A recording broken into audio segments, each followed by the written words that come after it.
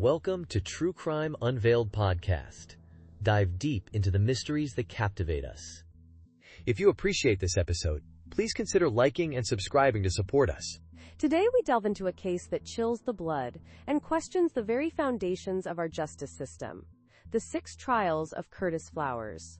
A saga spanning over 2 decades, it's a story of a small-town murder in Winona, Mississippi, shrouded in allegations of racial bias, prosecutorial misconduct, and the relentless pursuit of a conviction, seemingly at any cost.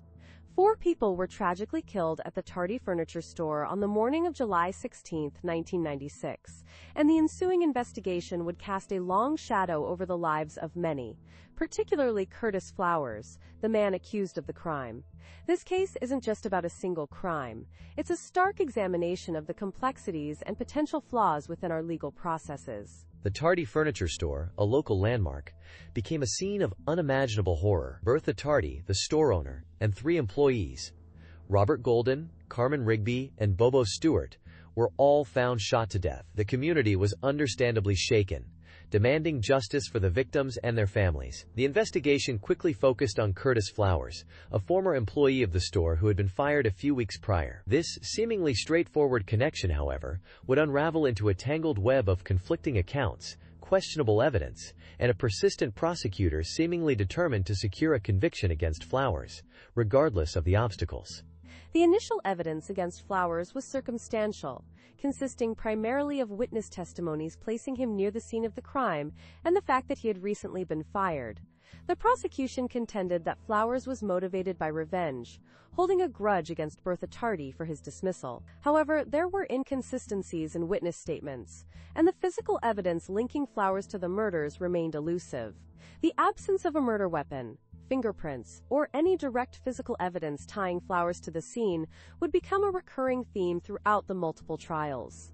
This lack of concrete evidence, combined with the prosecution's reliance on questionable witness testimony, would raise serious doubts about the validity of the case against Curtis Flowers. Before the tragedy that shattered the peace of Winona, Mississippi, it was a town where life moved at a slower pace. Summers were hot and humid, the air thick with the scent of magnolia and honeysuckle. The rhythmic chirp of cicadas filled the afternoons, a constant backdrop to the quiet murmur of daily life. Folks knew their neighbors, and front porches were gathering places for sharing stories and sweet tea. The town square, anchored by the stately courthouse, was the heart of Winona, a place where farmers brought their produce to market and children played tag beneath the shade of ancient oak trees. Life wasn't always easy, but there was a sense of community, a shared understanding that bound people together. The kind of place where doors were often left unlocked, and a friendly wave was a common greeting. It was this tranquility that was irrevocably broken on the morning of July 16, 1996.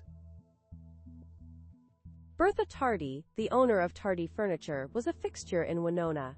She was known for her sharp business acumen and her kind heart. She built her business from the ground up, transforming a small storefront into a thriving enterprise that provided jobs for several local families. Bertha was a woman of routine, arriving early each morning to open the store, meticulously arranging the displays, and greeting customers with a warm smile. She was deeply involved in the community, sponsoring the local Little League team and regularly attending services at the First Baptist Church. She was a pillar of Winona, respected and admired by all who knew her. Her dedication to her family, her business, and her community made the events that unfolded that July morning all the more shocking and senseless. The furniture store itself was a landmark.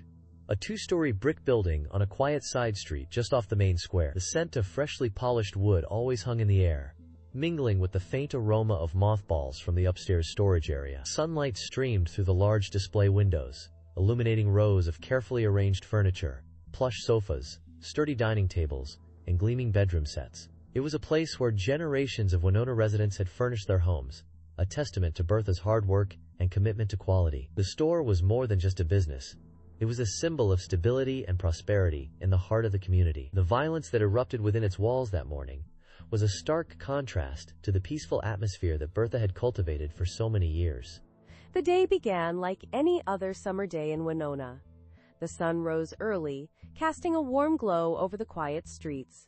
The air was still and heavy with humidity, promising another scorcher. Residents began their day, some heading to work, others tending to their gardens or enjoying a leisurely breakfast on their porches. Children played in their yards, their laughter echoing through the neighborhood. There was no indication of the tragedy that was about to unfold, the horrific events that would forever stain the fabric of this peaceful community and leave an enduring scar on the hearts of its residents. The morning of July 16, 1996, dawned like any other summer day in Winona, Mississippi. The sun rose, casting long shadows that stretched across the quiet streets. Tardy Furniture, a local business nestled in the heart of town, was preparing for another day of sales. Bertha Tardy, the owner, and 3 employees, Robert Golden, Carmen Rigby, and Bobo Stewart, arrived early, their minds occupied with the mundane tasks that lay ahead. There was nothing to suggest that this ordinary day would soon transform into an unspeakable tragedy, a day that would etch itself into the annals of Winona's history. The routine of unlocking the store, turning on the lights, and preparing for the day's customers was a familiar rhythm, a comforting predictability that would soon be shattered. There was an unsettling quiet in the air, a stillness that preceded the storm. Inside the store, Bobo Stewart was tasked with making coffee, a simple act that marked the beginning of their workday. Robert Golden busied himself with arranging furniture, ensuring the showroom was presentable for the expected customers. Carmen Rigby, the store's bookkeeper, headed towards the back office, preparing to delve into the day's financial matters. Bertha Tardy, as always, oversaw the operations, her watchful eye ensuring everything ran smoothly. The atmosphere was calm, almost serene, with the quiet hum of activity filling the space. Outside, the world continued its usual course, unaware of the horror that was about to unfold within the walls of Tardy Furniture. It was a scene of ordinary life, a stark contrast to the darkness that was about to descend. The juxtaposition of the peaceful morning and the impending violence adds a layer of chilling unease to the narrative. Around 9 a.m., a delivery truck arrived, bringing new furniture to the store. The delivery driver, oblivious to the tragedy about to unfold, unloaded the pieces, adding to the inventory that filled the showroom floor. It was a routine delivery, another mundane detail in the fabric of a normal day. Meanwhile, inside the store, Bertha Tardy was reportedly in her office, counting the previous day's earnings, a task she performed diligently every morning. The clinking of coins and the rustling of bills, the mundane sounds of business, were likely the last sounds she heard before the violence erupted. This seemingly insignificant detail of the delivery truck's arrival underscores the arbitrary nature of fate, how easily ordinary life can be disrupted by extraordinary events. Shortly after the delivery driver left, witnesses reported hearing gunshots echoing from within the store. The quiet morning was shattered by the sudden, sharp reports, sending shockwaves through the otherwise peaceful atmosphere. The sound of gunfire, so out of place in this tranquil setting, marked a brutal transition from the ordinary to the horrific. The sudden violence ripped through the quiet fabric of the morning, leaving behind a scene of unimaginable carnage. This abrupt shift, this jarring contrast, is where the shadow truly falls, turning the ordinary into something deeply unsettling.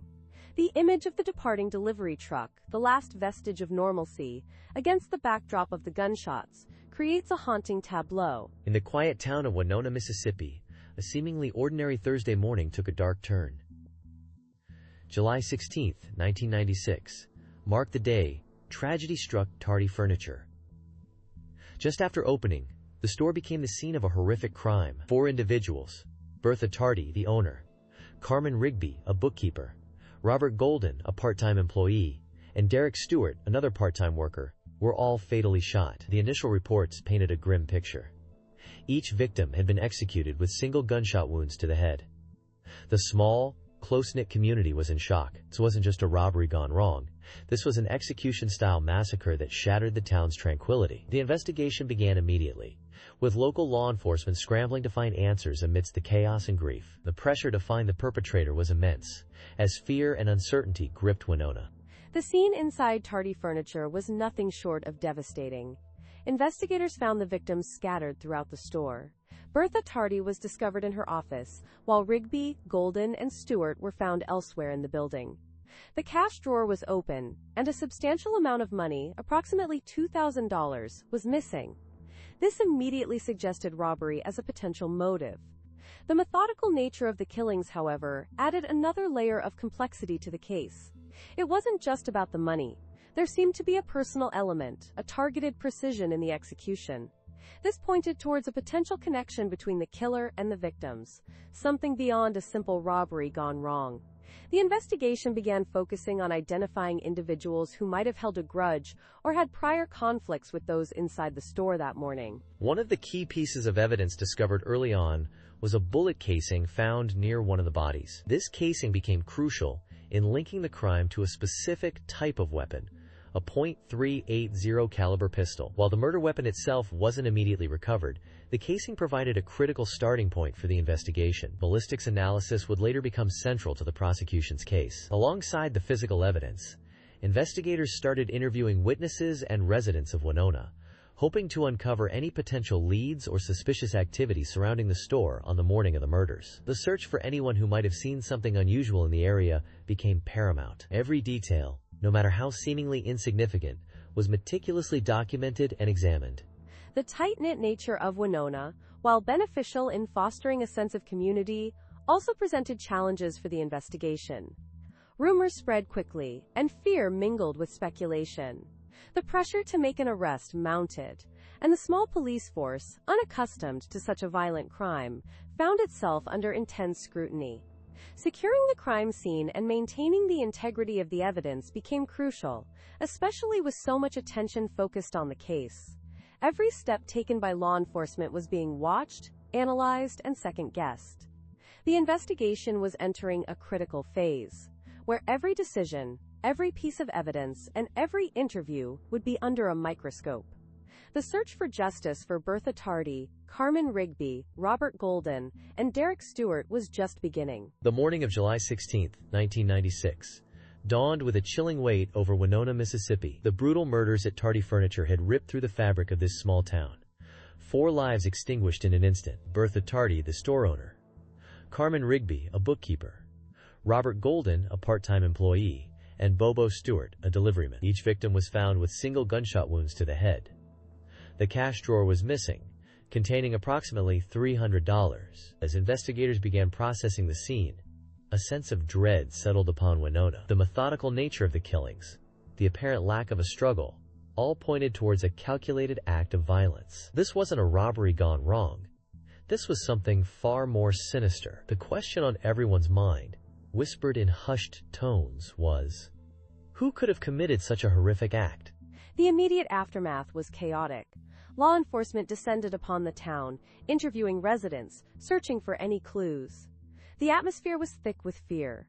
People began locking their doors, double-checking their windows, something previously unheard of in this tight-knit community. The victims were well-known and respected. Bertha Tardy, a pillar of the community, had run her furniture store for years. Carmen Rigby, a devoted mother. Robert Golden, a young man with a promising future. Bobo Stewart, known for his friendly demeanor and helpful nature. Their senseless deaths shattered the town's sense of security. Every unfamiliar face was met with suspicion. Every unexpected noise caused a jolt of fear. The streets, once bustling with life, became eerily quiet as darkness fell, the silence punctuated only by the sounds of sirens in the distance.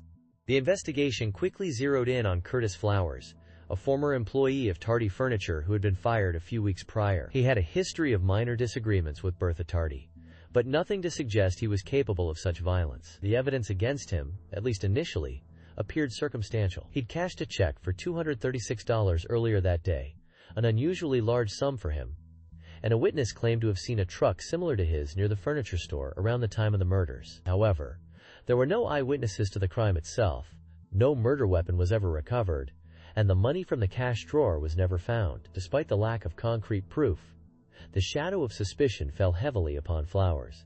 The fear that gripped Winona intensified as days turned into weeks and no arrest was made.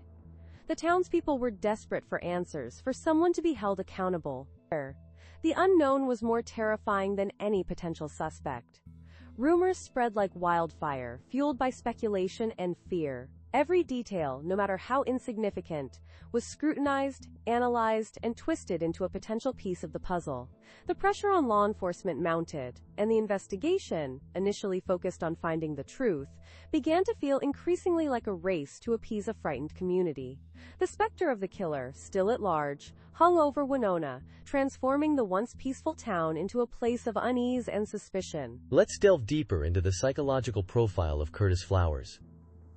On the surface, he appeared to be a quiet, unassuming individual. He had a steady job at the Tardy Furniture store, no prior violent criminal record, and was described by some as a reserved person. However, beneath this seemingly ordinary exterior, investigators and prosecutors painted a picture of a man capable of cold-blooded murder. They pointed to his prior employment at the furniture store where the victims worked, suggesting a potential motive stemming from a past grievance or resentment. They also emphasized his knowledge of the store layout and the victims' routines, which could have facilitated the crime. This apparent contradiction between his outward demeanor and the alleged actions raises questions about the complexities of human behavior and the potential for hidden motivations. Could a quiet individual harbor such deep-seated anger or resentment?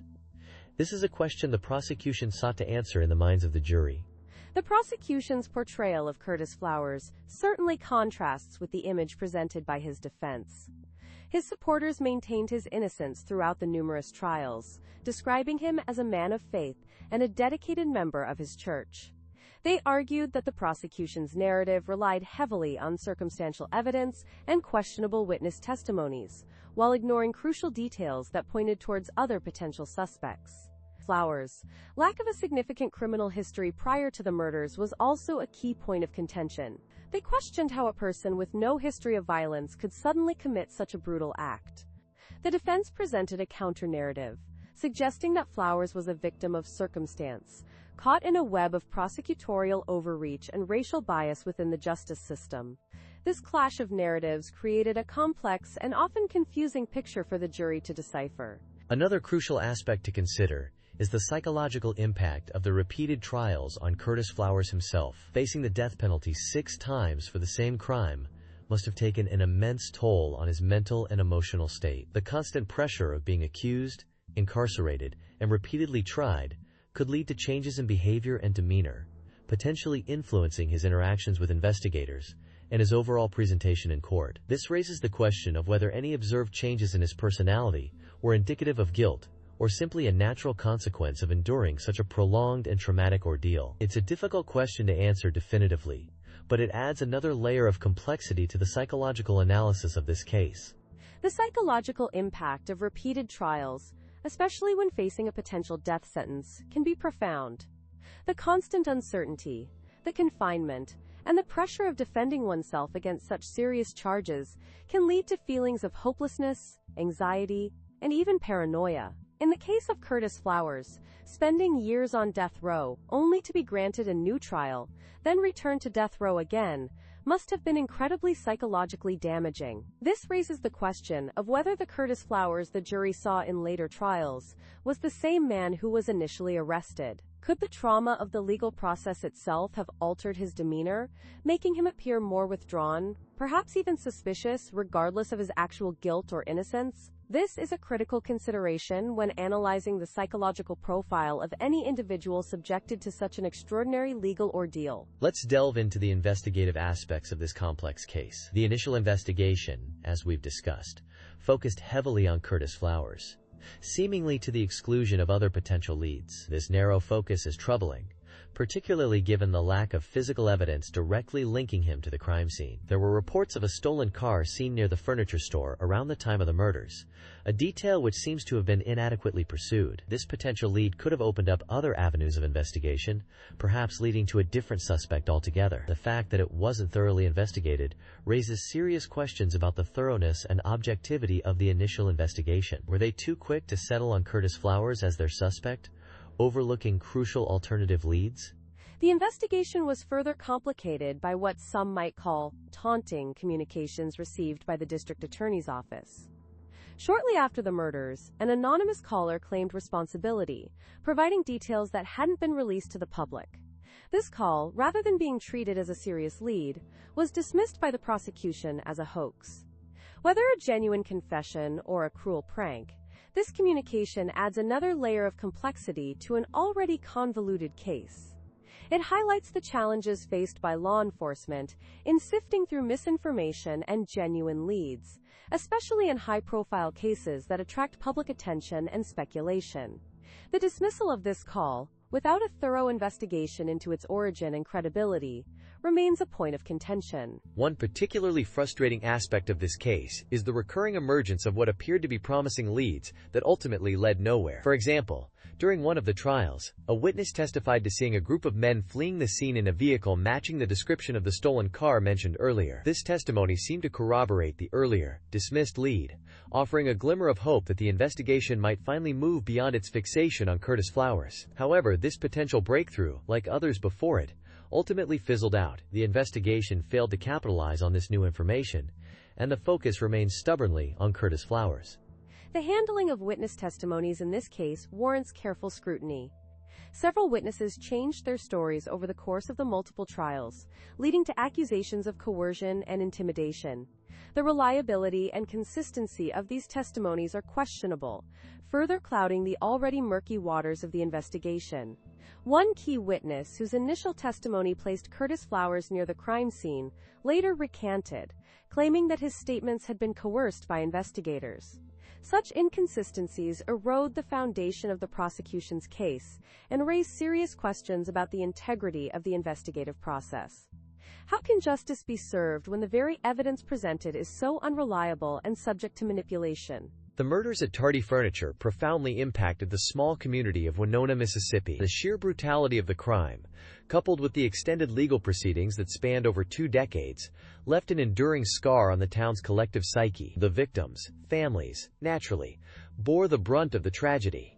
Bertha Tardy, Carmen Rigby, Robert Golden, and Bobo Stewart were more than just names on an indictment. They were loved ones, whose absence created a void that could never truly be filled. Imagine the ongoing grief compounded by each retrial, each appeal, each headline that dredged up the painful memories. The families were forced to relive their loss repeatedly, never finding complete closure. This prolonged trauma undoubtedly took a significant toll on their emotional well-being and sense of stability. Beyond the immediate families, the ripple effect of the crime spread throughout Winona. A sense of unease settled over the community. The initial shock and disbelief gradually morphed into a pervasive atmosphere of suspicion and mistrust. Neighbors who had once greeted each other warmly now eyed each other with caution. The fabric of the community, once tightly woven, began to fray. The repeated trials, with their conflicting narratives and lingering questions, further fueled this sense of unease. Even after Curtis Flowers' final conviction, a cloud of uncertainty remained. The lengthy legal battle had exposed deep-seated racial tensions within the town, adding another layer of complexity to the collective trauma. The protracted legal saga surrounding the case also had a significant impact on the witnesses. Some were called to testify multiple times over the years, forced to relive the traumatic events and face intense scrutiny from both the prosecution and the defense. This repeated exposure to the details of the crime undoubtedly took an emotional toll. Moreover, the conflicting accounts and changing testimonies that emerged over the course of the trials created an environment of suspicion and distrust, even among those who had initially come forward to assist in the investigation. The pressure to provide consistent and accurate information, coupled with the fear of reprisal or public scrutiny, likely contributed to the stress and anxiety experienced by many witnesses. The Curtis Flowers case became a defining event in Winona's history, shaping the town's identity and leaving a lasting impact on its social dynamics. The case highlighted existing racial disparities within the community, creating a sense of division and distrust that persisted long after the legal proceedings concluded. The long-term consequences of this trauma are difficult to quantify, but are undoubtedly significant. The case serves as a stark reminder of the devastating impact of violent crime, not only on the direct victims and their families, but also on the broader community. The emotional scars left by such events can linger for generations, affecting the town's social fabric and shaping its collective memory. The Flowers case became synonymous with Winona, a tragic chapter that the town continues to grapple with. The seemingly endless cycle of trials began to crack during the 6th trial in 2010. Recall that Doug Evans, the district attorney, had meticulously crafted a narrative around Curtis Flowers, relentlessly pursuing a conviction despite repeated reversals. However, this time, the cracks in the prosecution's case became chasms. Key witness testimony, previously considered unshakable, began to crumble under intense scrutiny. Inconsistencies and questionable connections between witnesses and the prosecution came to light, casting a dark shadow over the integrity of the investigation. The defense painstakingly chipped away at the prosecution's carefully constructed edifice, exposing potential biases and raising serious doubts about the reliability of the evidence presented. The atmosphere in the courtroom shifted palpably, the air thick with anticipation. The turning point was arguably the revelation of potential prosecutorial misconduct. Evans' history with the case, his unwavering pursuit of Flowers despite the mounting evidence of a flawed investigation, came under intense scrutiny. The defense argued that Evans had systematically excluded black jurors, a pattern that became increasingly difficult to ignore. This revelation, coupled with the inconsistencies in witness testimonies, painted a disturbing picture of a justice system potentially manipulated to secure a conviction, regardless of the truth. The narrative was no longer solely about Curtis Flowers' guilt or innocence, but also about the integrity of the prosecution itself. The focus expanded from the crime to the potential corruption within the system pursuing justice. The Supreme Court's decision in 2019 to overturn Flowers' sixth conviction was a landmark moment. Justice Brett Kavanaugh, writing for the majority, stated unequivocally that the exclusion of black jurors represented a clear violation of Flowers' constitutional rights. This ruling wasn't just about the specific details of the Flowers case. It resonated with broader conversations about racial bias in the criminal justice system. It underscored the importance of impartial juries and the potential for prejudice to taint the pursuit of justice, forcing a reevaluation not only of Flowers' case, but also of the systemic issues that allowed such blatant discrimination to persist. This monumental decision signaled a potential end to Flowers' decades-long ordeal. With the Supreme Court's ruling and the mounting evidence of prosecutorial misconduct, the state of Mississippi finally decided to drop the charges against Curtis Flowers in September 2020. After spending over 2 decades incarcerated for a crime he maintained he did not commit, Flowers was finally free. While the decision to drop the charges did not explicitly exonerate him, it marked a significant victory not only for Flowers but also for advocates of judicial reform. The case exposed deep-seated problems within the legal system, prompting a much-needed dialogue about racial bias, prosecutorial overreach, and the importance of ensuring a fair trial for all, regardless of race or background. The Curtis Flowers case stands as a stark reminder of the fragility of justice and the crucial role of vigilance in safeguarding its integrity. So we've meticulously dissected 6 trials, explored the racial dynamics of Winona, Mississippi, delved into the questionable tactics employed by Doug Evans, and examined the circumstantial evidence that ultimately led to Curtis Flowers' conviction. Yet, even after hours of discussion, the truth remains elusive. Did Curtis Flowers commit these murders? After all this, I still find myself wrestling with that question. The sheer number of trials, the overturned convictions, the dogged pursuit by the prosecution, it all casts a long shadow of doubt. And what about the alternative scenarios? Were other potential suspects thoroughly investigated? Or did the focus on Flowers prevent a broader, more objective investigation? The lack of physical evidence tying Flowers definitively to the scene remains a significant hurdle in accepting his guilt. The Flowers case throws into sharp relief the imperfections, and perhaps even the inherent biases, within our justice system. We see how easily a narrative can be constructed, how circumstantial evidence can be manipulated, and how the pursuit of a conviction can sometimes overshadow the pursuit of truth. The fact that Flowers was tried 6 times for the same crime is extraordinary in itself. The Supreme Court's intervention, citing racial bias in jury selection, further underscores the complexities and potential injustices at play. It's a stark reminder of how systemic issues can influence the course of justice, impacting lives and leaving communities fractured. The sheer volume of contradictory statements, changing witness testimonies, and questionable investigative practices makes it incredibly difficult to definitively say what happened that July morning. It's chilling to consider the possibility of an innocent man spending decades behind bars, or, conversely, a guilty man walking free. The Tardy Furniture murders ripped through the fabric of a small town, leaving a trail of grief and unanswered questions. But beyond the specific details of this case, it forces us to confront a larger, unsettling truth. Evil can often lurk in plain sight, masked by normalcy, and hidden within the familiar faces of our communities, the Nunanis. This case, more than most, leaves me with a profound sense of unease. The case of Curtis Flowers isn't simply a whodunit.